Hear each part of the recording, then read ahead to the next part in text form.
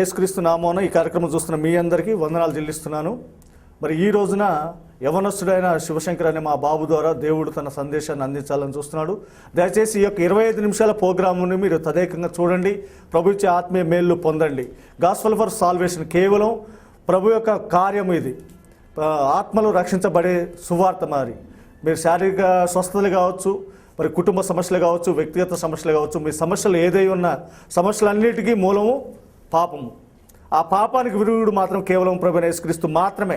మరి ఆయన రక్తములో వచ్చే మనకు విమోచన ఎలా ఉంటుందో యవనస్తుడైన శివశంకర్ ద్వారా మీరు ఈ యొక్క సందేశాన్ని విని ప్రభు ఇచ్చే దీవెనలు, ఆత్మీయ మేలు సమృద్ధిగా మీరు పొంది దీవించబడాలని ప్రభు నామమున మిమ్మల్ని కోరుకుంటున్నాను. దయచేసి 25 నిమిషాలు మీరు సమయాన్ని ప్రభుకు వెచ్చించి ప్రభు యొక్క దీవెనలు పొందండి.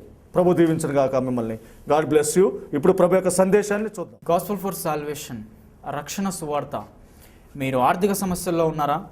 అనారోగ్య సమస్యల్లో ఉన్నారా? అప్పుల బాధల్లో ఉన్నారా? శత్రువుల సమస్యలో ఉన్నారా? కుటుంబ సమస్యల్లో ఉన్నారా? వ్యక్తిగత సమస్యల్లో ఉన్నారా? సంతాన సమస్యల్లో ఉన్నారా? భార్యాభర్తల సమస్యల్లో ఉన్నారా? పెళ్లిళ్ళ సమస్యల్లో ఉన్నారా? విడాకుల సమస్యల్లో ఉన్నారా? శోధనలు, వేదనల సమస్యల్లో మీరున్నారా? ఉద్యోగ అవసరతల్లో మీరున్నారా? చదువుల సమస్యల్లో మీరున్నారా? వేధింపుల సమస్యల్లో మీరున్నారా? అశాంతి, అభద్రతలో మీరున్నారా? టెన్షన్ ఈ సమస్యలో మీరున్నారా? కన్నీళ్ళు, కష్టాలు, కలవరపాట్లు ఇలాంటి సమస్యల్లో మీరున్నారా? గమనించండి, అన్ని సమస్యలకు మూలం పాపం. అన్ని సమస్యలకు విరుగుడు యేసుక్రీస్తే. ఈ 25 నిమిషాలు ఏకాగ్రతతో వినండి. మీ సమస్యలకు కారణాలు మరియు పరిష్కారాలు, సూత్రాలను మీరు తెలుసుకోండి. ఇదే రక్షణ సువార్త. వెలగట్టలేని నిధి యేసయ్య సన్నిధి. ఈ సన్నిధిలోని ఆశీర్వాదాలు, మేలులు మీరు పొందాలంటే ఎప్పుడైతే నీవు యేసుక్రీస్తుని నమ్ముతావో, సొంత రక్షకుడిగా అంగీకరిస్తావో, మారు మనస్సును పొంది నిజమైన పశ్చాత్తాపం పొందుతావో, యేసయ్యని నీవు చేర్చుకుంటావో, అప్పుడు ఏ సమస్య అయినా నీ దగ్గర నుంచి వెళ్ళిపోతుంది. దయచేసి గమనించండి, ఇదే రక్షణ సువార్త, గాస్పల్ ఫర్ సాల్వేషన్. ఇప్పుడు దైవవాక్యంలోకి వెళ్దాం. అసలు దేవుడు ఈరోజు మనతో ఏం మాట్లాడుతున్నాడో చూద్దాం. ద్వితీయోపదేశ కాండము 10వ అధ్యాయము 12వ వచనము 13వ వచనము. దయచేసి ఎవరైనా చదవాలి. కాబట్టి ఇశ్రాయేలు నీ దేవుడైన యెహోవాకు భయపడి ఆయన మార్గములన్నిటిలో నడుచుతూ ఆయన్ను ప్రేమించి నీ దేవుడైన యెహోవాను నీ పూర్ణ మనసుతోనూ నీ పూర్ణ ఆత్మతోనూ సేవించి నీ మేలు కొరకు నేడు నేను నీకు ఆజ్ఞాపించు యెహోవా ఆజ్ఞలను కట్టడలను అనుసరించి నడుచుకుందుననుకున్న మాటగాక నీ దేవుడైన యెహోవా నిన్ను మరి ఏమి అడుగుతున్నాడు? మన యొక్క మెసేజ్ టైటిల్ ఏంటంటే దేవుడు నీలో ఏమి కోరుచున్నాడు. అసలు దేవుడు నీ యొద్ద నుంచి కోరేదేంటి అనే వాక్యం భాగాన్ని మనం చూసినట్లయితే ద్వితీయోపదేశ కాండము 10వ అధ్యాయము 12వ వచనము 13వ వచనంలో దేవుడు క్లియర్గా చెప్తున్నాడు. ఏం చేయాలంటే నువ్వు ఒక 5 నువ్వు సక్రమంగా నెరవేర్చాలి. అది ఏంటిదంటే నీ దేవుడైన యెహోవాకు నీవు భయపడాలి, ఆయన మార్గంలో నీవు నడవాలి, ఆయనను ప్రేమించాలి. నీ దేవుడైన యెహోవాను నీ పూర్ణ మనస్సుతోనూ నీ పూర్ణ ఆత్మతోనూ సేవించాలి. నీ మేలు కొరకు నేడు నేను నీకు ఆజ్ఞాపించు యెహోవా ఆజ్ఞలను కట్టడలను అనుసరించి నడుచుకోవాలి. ఇది తప్ప నీ దేవుడైన యెహోవా నిన్ను ఇంకేం అడుగుచున్నాడు? గమనించండి ప్రియ సహోదరి సహోదరుడా, ఈరోజు దేవుడు కోరిన లక్షణాలు నీలో ఉన్నాయా అని దేవుడు ప్రశ్నిస్తున్నాడు. అయితే బైబిల్ గ్రంథంలో మనం చూసినట్టయితే నిజంగా దేవుడు కోరినట్టుగా జీవించిన వ్యక్తులు ఎవరైనా ఉన్నారా అని చూస్తే ఆదికాండము 4వ అధ్యాయము 4వ వచనము 5వ వచనంలో చూస్తే యెహోవా హేబేలును అతని అర్పణను లక్ష్యపెట్టెను, కయీనును అతని అర్పణను లక్ష్యపెట్టలేదు. ఇక్కడ గమనించాలి, యెహోవా హేబేలు అర్పణను లక్ష్యపెట్టాడు, కానీ కయీనుని అతని అర్పణను లక్ష్యపెట్టలేదు. ఎందుకు కయీను అర్పణలు లక్ష్యపెట్టలేదు అంటే కయీను తన యొక్క సొంత జ్ఞానం మీద ఆధారపడి తన యొక్క సొంత చిత్త ప్రకారముగా తనకు కలిగిన దాంట్లో కొద్ది మొత్తాన్ని తీసుకొచ్చి దేవుడి సన్నిధిలో పెట్టాడు. ఇక్కడ చూసినట్టయితే కయీను తనకిష్టం వచ్చిన అర్పణను దేవుడికి ఇచ్చినట్లుగా చూస్తున్నాం. అయితే హేబేలు మాత్రము తనకిష్టం వచ్చిన అర్పణను కాకుండా దేవుడికి నచ్చిన విధంగా, దేవుడు కోరిన విధంగా తనకు కలిగిన దాంట్లో శ్రేష్టమైన దానిని దేవుడికి ఇచ్చాడు. అందును బట్టి దేవుడు హేబెలు యొక్క అర్పణను అంగీకరించాడు, కానీ కయ్యూని యొక్క అర్పణను అంగీకరించలేదు. గమనించు ప్రియ సహోదరి సహోదరుడా, నీవు దేవునికి అర్పించే దాని విషయంలో నీవు జాగ్రత్త వహించాలి. అయితే నువ్వు దేవునికి అర్పించే విషయంలో కుంటిదో గుడ్డిదో దాన్ని అర్పించకూడదు. ఎందుకంటే దేవుడు నీలో శ్రేష్టమైన దానిని కోరుచున్నాడు. కాబట్టి నీవు శ్రేష్టమైన అర్పణను దేవుడికి ఇచ్చే రీతిగా ఉండాలి. అదే రీతిగా చూసుకున్నట్టయితే ఆదికాండము 6వ అధ్యాయము 22వ వచనంలో చూసినట్లయితే, నోవహు అట్లు చేసెను, దేవుడు అతనికి ఆజ్ఞాపించిన ప్రకారము యావత్తు చేసెను. నోవహు విషయంలో కూడా మనం చూసినట్లయితే దేవుడు చెప్పిన ప్రకారము చేసినట్టుగా నోవహు ఉన్నాడు. ఎందుకంటే ఆయన సొంత జ్ఞానం మీద ఆధారపడి ఆయనకు నచ్చినట్టుగా నోవహు చేయలేదు. దేవుడికి నచ్చినట్టుగా దేవుని ఇష్టానుసారంగా అతను చేశాడు. దేవుడు ఏది చెప్తే అదే నోవహు చేశాడు. గమనించండి ప్రియ సహోదరి సహోదరుడా, ఈరోజు నీవు దేవుడు కోరినట్టుగా దేవుడికి నచ్చిన విధంగా నీవు జీవిస్తున్నావా లేదా? అదే విషయంగా మనం చూసినట్టయితే మొదట నీవు దేవునికి నచ్చినట్టుగా నువ్వు ఉండాలి అంటే మొదట నీ ఆత్మ శుద్ధీకరణ జరగాలి. ఆ మార్పుకే ప్రభు అయిన యేసుక్రీస్తు రక్తము సిలువలో చిందింపబడి ఆయన ప్రాణము మన కొరకు ప్రాణార్పణము చేయబడింది. గమనించి ప్రియ సహోదరి సహోదరుడా, నీవు బయట మన ఒక బాహ్యం చూసుకున్నట్టయితే మనం మంచిగా కనపడాలి, అందంగా ఉండాలి అని చెప్పి ఎన్నో సెంట్లు పౌడర్స్ మనం యూజ్ చేస్తాం. ఎందుకు? బయట వాళ్ళకి మనం మంచిగా కనపడాలి. But what about your internal decision? నీ యొక్క లోపల స్థితి ఏ రీతిగా ఉంది? నీ యొక్క లోపల స్థితి చూస్తే కుళ్ళు, కుతంత్రాలు, మోసాలు, ద్వేషాలు, అసూయ, ఇలాంటి అంతా నీ లోపల పెట్టుకొని బయటకు మాత్రము నువ్వు మంచిగా కనబడుతూ ఇతరులకు మంచిగా కనపడాలని నీ యొక్క అందాన్ని అలంకరించుకుంటున్నావు. గమనించి ప్రియ సహోదరి సహోదరుడా, నీ ఒక మార్పు రావాల్సింది ఫస్ట్ ఆఫ్ ఆల్ నీ బాహ్యంలో కాదు, నీ ఇంటర్నల్, నీ హృదయంలో మార్పు రావాలి. నీ హృదయ శుద్ధీకరణ జరిగిన తర్వాతనే నీవు నిజంగా అసలు నీ యొక్క అందం అనేది బయట కనబడుతుంది. నీకు బాహ్యంగా కనిపించే నీ అందము నిజమైన అందము కాదు. ఎప్పుడైతే నీకు ఆత్మశుద్ధి జరుగుతుందో అప్పుడు నీవు నిజమైన వ్యక్తిగా కనబడతావు. ఇక్కడ గమనించినట్లయితే అలాంటి మన యొక్క హృదయ మార్పు రావడానికి ప్రభువైన యేసుక్రీస్తు ఈ లోకానికి రావడం జరిగింది. ఆ యొక్క నీవు మోసపోతూ ఇలా నీ యొక్క జీవితాన్ని నాశనం చేసుకుంటున్నావు, నీ యొక్క జీవితాన్ని సక్రమైన మార్గంలో నడిపించాలని ప్రభువైన యేసుక్రీస్తు ఈ లోకానికి వచ్చి కల్వరి శిలువలో ఆయన నీ కొరకు తన యొక్క ప్రాణాన్ని చిందించి ఆయన కార్చిన రక్తము ద్వారా నిన్ను కడిగి శుద్ధీకరించాలని దేవుడు తన యొక్క ప్రాణాన్ని అర్పించాడు. అయితే ఆ యొక్క రక్తము నిన్ను శుద్ధీకరించినా కానీ నీ యొక్క అంతర్గతంలో నీవు అలాంటి కుతంత్రాలు, అదే అసూయలు, అదే కోపాలు, అదే పాప జీవితాన్ని నువ్వు కలిగి ఉంటే నీ కోసం ప్రభు అయిన యేసుక్రీస్తు పెట్టిన ప్రాణము వృధా అయిపోతుందని నువ్వు గమనించాలి. అదే రీతిగా చూసినట్లయితే మత్తయి సువార్త 11వ అధ్యాయము 28వ వచనంలో చెప్తున్నాడు, నీ సమస్య ఏదైనా సరే, నువ్వు ఎలాంటి స్థితిలో ఉన్నా సరే, నీ భారము ఏదైనా సరే అది నా సన్నిధికి తీసుకురా. ప్రయాసపడి భారం మోయించిన సమస్త జనులారా నా యొద్దకు రండి, నేను మీకు విశ్రాంతి కలుగజేస్తానని ప్రభువైన యేసుక్రీస్తు సెలవిస్తున్నాడు. ఈరోజు నీ ఏ భారంలో ఉన్నా, ఏ పాప స్థితిలో ఉన్నా, నీకు ఎలాంటి బాధలు కష్టాలు ఉన్నా వాటిని ప్రభు సన్నిధికి తీసుకురా. నీ భారం అంతా యెహోవా మీద నీ భారం అంతా దేవుని సన్నిధిలో పెట్టు. ప్రభువైన యేసుక్రీస్తు తప్పక నీకు విడుదలను ఇస్తాడు. ప్రభువైన యేసుక్రీస్తు తప్పక నీకు విశ్రాంతిని కలుగజేస్తాడు. అయితే నీవు మొదట చేయవలసింది ఏంటంటే అదే మత్తయి సువార్త 6వ అధ్యాయము 33వ వచనంలో మనం చూసినట్లయితే, కాబట్టి మీరు ఆయన రాజ్యమును నీతిని మొదట వెతకాలి, అప్పుడు అవన్నీ మీకు అనుగ్రహించబడును. నీకు కావాల్సిన సమస్తమును నీకు అనుగ్రహిస్తాయి. ఎప్పుడు అంటే మొదట నీవు ఆయన యొక్క రాజ్యమును నీతిని మొదట వెతకాలి. మొదట నువ్వు నీ యొక్క ఫస్ట్ ప్రియారిటీ ఎవరికి ఇస్తున్నావు? నీ యొక్క హృదయంలో మొదటి స్థానాన్ని ఎవరికి ఇస్తున్నావు? నీ యొక్క చదువుకి నీవు మొదటి స్థానాన్ని ఇస్తున్నావా? నీ యొక్క తల్లిదండ్రులకి నీవు మొదటి స్థానాన్ని ఇస్తున్నావా? నీ యొక్క ఎంజాయ్మెంట్కి నీవు మొదటి స్థానాన్ని ఇస్తున్నావా?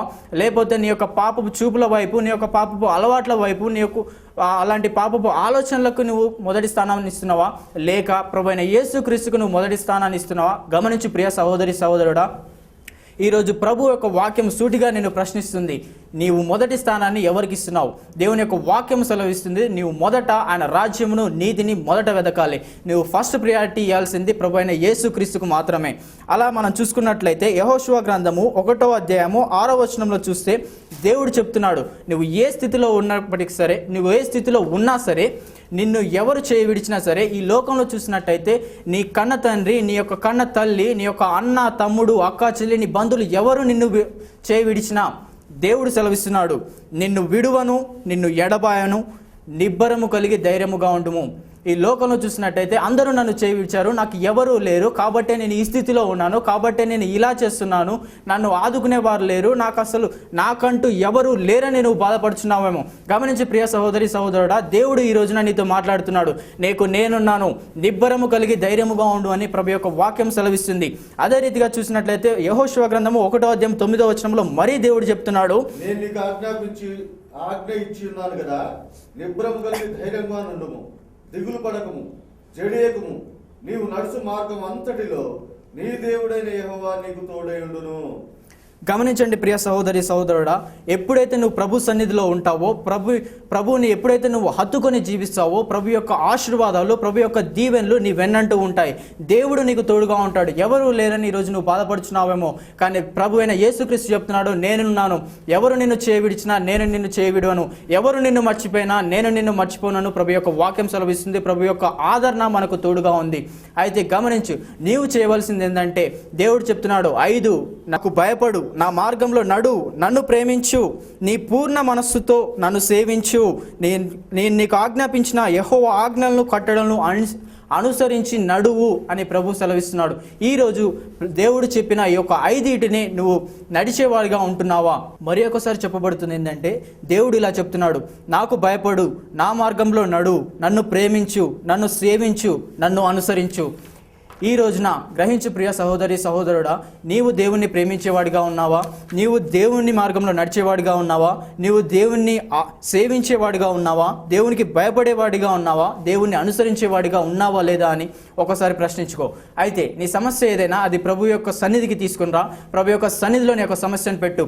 అయితే ప్రభు తప్పక నీకు విడుదల ఇస్తాడు. అయితే నీవు చేయవలసింది ఏంటంటే, ప్రభు నీకు విడుదల ఇచ్చిన సమయంలో ఫస్ట్ ఆఫ్ ఆల్ దేవుడికి థ్యాంక్స్ చెప్పే గుణాన్ని నువ్వు కలిగి ఉండాలి. అవును ప్రభువా, నిన్ను బట్టే, నీవు చూపిన కృపను బట్టే, నీవు చూపిన ప్రేమను బట్టే నాకు ఇది కలిగింది అని ప్రభుకి థ్యాంక్స్ చెప్పే గుణాన్ని నువ్వు కలిగి ఉండాలి. మనం చూసినట్టయితే లూకాసు వార్త 17వ అధ్యాయము 12 నుంచి 16 వచనాలు ఒకసారి గమనిద్దాం. దయచేసి ఎవరైనా చదవాలని కోరుచున్నాను. ఎదురుగా వచ్చి దూరమున నిలిచి, యేసు ప్రభువా మమ్ము కరుణించుమని కేకలు వేసి, ఆయన వారిని చూసి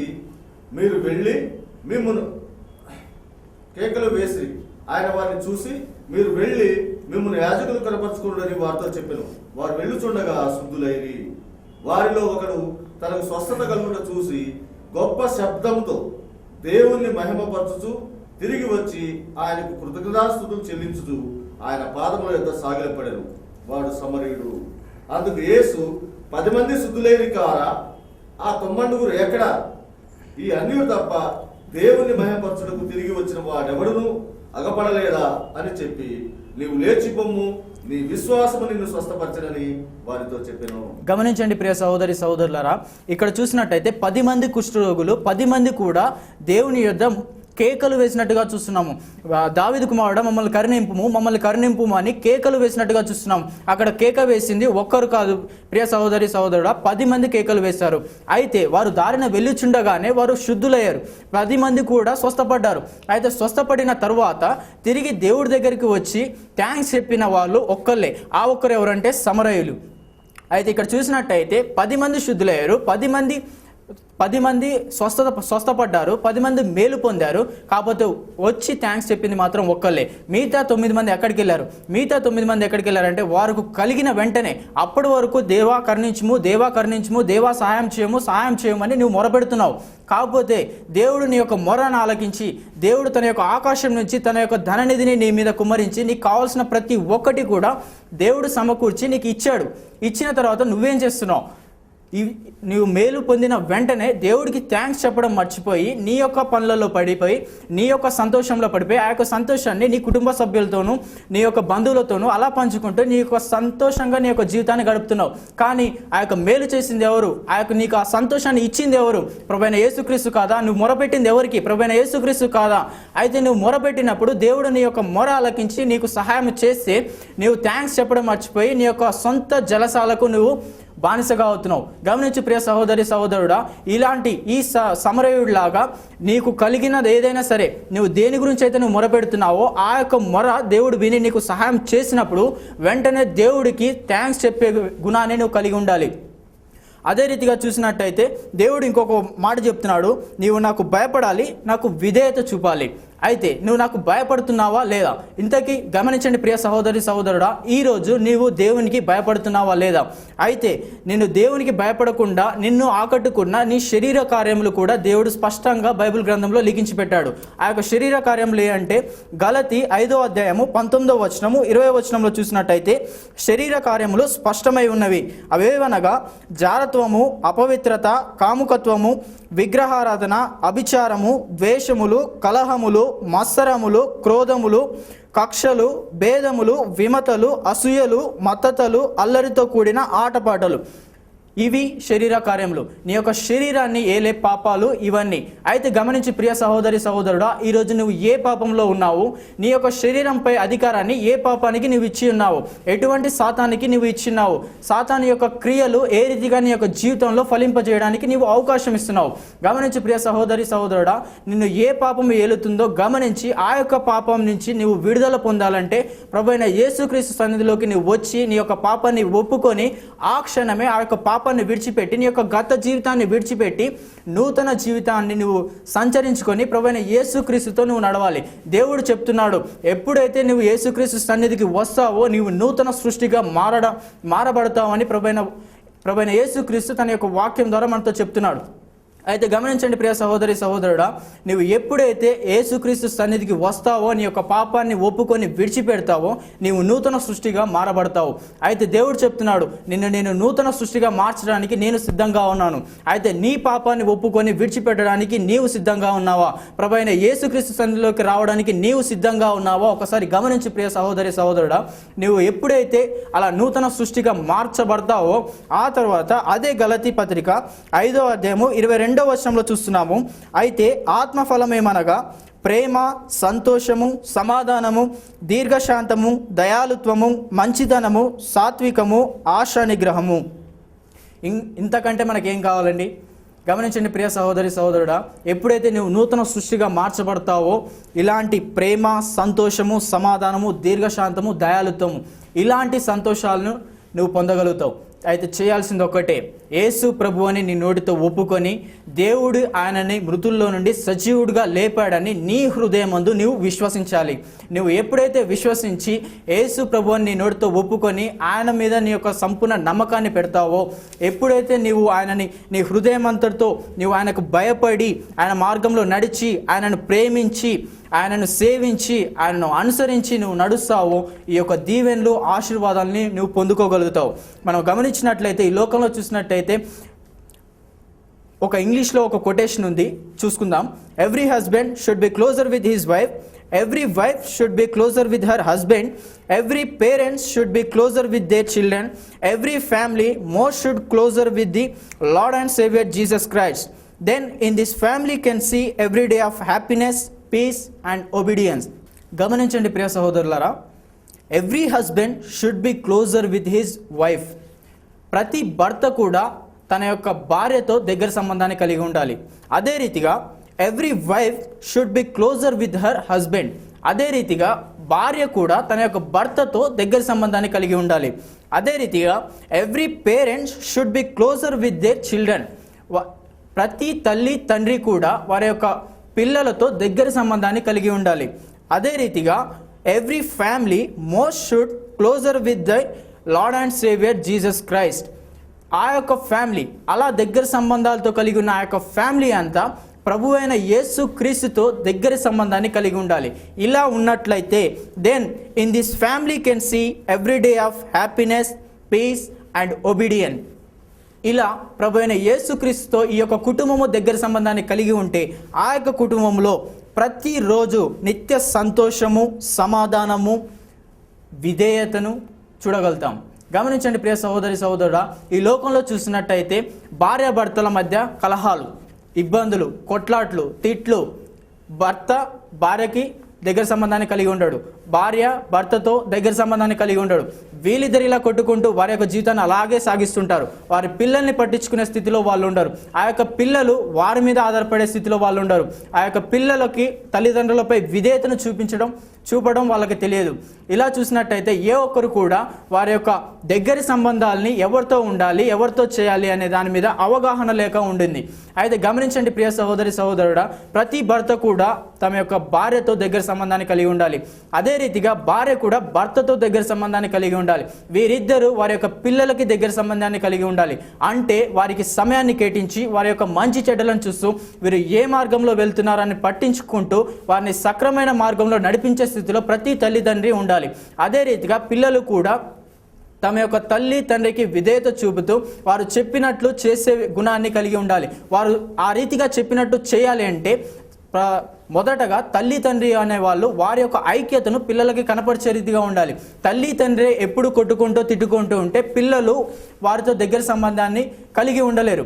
పిల్లలు వారిపై విధేయతను చూపించలేరు. పిల్లలు వారు చెప్పిన మాటను వినే స్థితిలో వాళ్ళు ఉండరు. కాబట్టి మీరు ఎప్పుడైతే ఈ కుటుంబం అంతా ఈ రీతిగా దగ్గర సంబంధాన్ని కలిగి ఉండి ప్రభు అయిన యేసుక్రీస్తుతో మీరు ఇంకా ఐక్యత కలిగి ఉంటే ప్రభు అయిన యేసుక్రీస్తు నిండుగా మెండుగా మిమ్మల్ని దీవించి మీ కుటుంబంలో సఖ్యతను ఐక్యతను కలుగజేసి మీ కుటుంబంలో ప్రతిరోజు సంతోషమును సమాధానమును విధేయతను మీకు చూపించాలని సిద్ధంగా ఉన్నాడు. అయితే మీరు ప్రభు అయిన యేసుక్రీస్తుతో దగ్గర సంబంధాన్ని కలిగి ఉండాలని మీరు ఆశిస్తున్నారా? గమనించండి ప్రియ సహోదరి సహోదరుడా, రోమాలో మనకు చెప్పబడుతుంది, ఇంగ్లీష్ బైబిల్లో చూసినట్టయితే, if God is for us who can be against to us. దేవుడు మన పక్షాన ఉండగా మనకు విరోధి ఎవడు? గమనించండి ప్రియ సహోదరి సహోదరుడా, ఈ రోజున దేవుడు నీ పక్షాన ఉండడానికి సిద్ధంగా ఉన్నాడు. మరి దేవుని పక్షాన నీవు ఉండడానికి సిద్ధంగా ఉన్నావా లేవా అని ప్రశ్నించుకో. ఒకవేళ దేవుని పక్షాన నీవు ఉండాలని ఆశపడినట్లయితే దయతో నాతో పాటు ప్రార్థనలు ఏకీభవించాలని కోరుచున్నాను. ప్రార్థించుకుందాం. దయచేసి ఏ ఒక్కరు కూడా నిర్లక్ష్యం వహించకుండా నాతో పాటు ప్రార్థనలో ఏకీభవించాలని కోరుచున్నాను. ప్రార్థించుకుందాం. పరిశుద్ధమైన తండ్రి, జీవం గల దేవా, నీకెంతో వందనాలు స్తోత్రాలు చెల్లించుకుంటున్నాను తండ్రి. ఈ యొక్క సమయంలో మీరు ఇచ్చిన వాక్యమును బట్టి, మీరు మాట్లాడిన మాటల్ని బట్టి మీకెంతో లెక్కలేని స్తుతులు స్తోత్రములు చెల్లించుకుంటున్నాము. అవును తండ్రి, ఈ రోజున మేము చూసుకున్నట్లయితే నిన్ను ప్రేమించేవారుగా, నిన్ను అనుసరించేవారుగా, నీకు భయపడేవారుగా మేము లేకుండా ఉన్నాము తండ్రి. దయతో మమ్మల్ని క్షమించండి. ఈ క్షణం నుంచైనా నీకు భయపడి నీకు నచ్చినట్టుగా నీవు కోరే విధంగా మేము జీవించే విధాన మా యొక్క జీవితాలని సరిచేయమని వేడుకొంచు. ఈ యొక్క సమయంలో మీరు మాతో మాట్లాడినందుకు మీకు వందనాలు చెల్లించుకోవచ్చు. ఈ యొక్క కార్యక్రమం చూస్తున్న ప్రతి ఒక్కరిని మీరు దర్శించి వారు ఏ అవసరతలో ఉన్నారో ఆ యొక్క అవసరత నిమిత్తం వారికి కావాల్సిన సహాయాన్ని మీరు దయచేయమని, ఈ యొక్క సమయాన్ని మాకు ఆశీకరంగా చేసిన విధానాన్ని బట్టి మీకు వందనాలు చెల్లించుకోవచ్చు. ఈ చిన్ని ప్రార్థనను నీ కుమారుడు మా రక్షకుడైన ప్రభువైన యేసుక్రీస్తు నామములో అడిగి వేడుకొంచున్నాము తండ్రి. ఆమేన్, ఆమేన్. ప్రభు మిమ్మల్ని దీవించును గాక. ఈ కార్యక్రమం చూస్తున్న మీ అందరికీ ప్రభువైన యేసుక్రీస్తు నామమున శుభాభివందనాలు చెల్లించుకుంటున్నాను. అయితే ఈ లోకంలో ప్రతి మనిషికి ఏదో ఒక సమస్య ఉంటుంది. అయితే ఈ రోజున ఈ కార్యక్రమం చూస్తున్న నీకు ఏ సమస్య అయినా ఉండొచ్చు. అది శారీరక సమస్య, మానసిక సమస్య, వ్యక్తిగత సమస్య, నీ కుటుంబ సమస్య, నీ ఏ సమస్య అయినా సరే, ఉద్యోగాల అవసరతలో ఉన్నారా, లేకపోతే పిల్లల చదువుల విషయంలోనే ఉన్నారా, లేకపోతే అందరూ ఉండి ఏకాగ్గా ఉన్నారా, భద్రత లేని జీవితం నువ్వు గడుపుతున్నావా? అయితే ప్రభు ఈరోజు సెలవిస్తున్నాడు, నేను నీకు తోడై ఉన్నానని. గమనించండి ప్రియులారా, మీ సమస్య ఏదైనా సరే, ప్రతి సమస్యకి మూలం పాపం. ఆ యొక్క పాపానికి విరుగుడు మాత్రం ప్రభువైన యేసుక్రీస్తు సన్నిధే. యేసుక్రీస్తు రక్తంలోనే ప్రతి పాపానికి విమోచన ఉంది. దయచేసి గమనించండి, ఆ యొక్క యేసుక్రీస్తు రక్తమే మనల్ని విమోచిస్తుందనే ఒక సత్యాన్ని మీరు గ్రహించండి. అంత మాత్రమే కాకుండా మీ ఏ సమస్యలో మీరున్నా సరే మీరు మాతో పంచుకోవచ్చు మీ యొక్క సమస్యని. ఎందుకంటే మీరు మాకు కోరే మీ యొక్క ప్రార్థన అవసరతని మేము ప్రభు సన్నిధిలో పెడతాం. మీరు ఏ సమస్యలో ఉన్నా సరే మీరు మాకు ఫోన్ చేయండి, మీ సమస్య గురించి చెప్పండి. మిమ్ములను మీ సమస్యను ప్రభు సన్నిధిలో పెట్టి ప్రభు చేతికి అప్పచెప్పి మేము భారంగా ప్రార్థన చేస్తూ ఉంటాం. మీ సమస్య తీరేదాకా కూడా మేము ప్రభు సన్నిధిలో ప్రార్థన చేస్తూ ఉంటాం. అనారోగ్యంతో ఉన్నావా, అప్పుల బాధతో ఉన్నావా, నీ శరీర సమస్యలతో ఉన్నావా, లేదా నీ కుటుంబ సమస్యలో ఉన్నావా, భార్యాభర్త గొడవలో ఉన్నావా, ఏ సమస్య ఏమైనా నువ్వు ఈ కార్యక్రమం చూస్తున్నా, నీవు ఏ సమస్యలో ఉన్నా మీ యొక్క సమస్యని మాకు తెలియజేయండి. ప్రభు సన్నిధిలో పెట్టి మేము భారంగా ప్రార్థన చేసి ఆ సమస్యలోకి ప్రభు ఇచ్చే పరిష్కారాన్ని మీకు చూపిస్తాం. దయచేసి గమనించండి, ఇచ్చిన అవకాశాన్ని సద్వినియోగం చేసుకోండి. ప్రియులారా, మీరు గమనించండి, గ్రహించండి, సద్వినియోగం చేసుకోండి. సమయంలో ఏ సమయంలో అయినా ఏ సమస్య గురించి అయినా మాతో పంచుకోండి. మేము మీ గురించి ప్రార్థన చేయడానికి సిద్ధంగా ఉన్నాం. ఈ యొక్క అవకాశాన్ని మీరు సద్వినియోగం చేసుకోండి.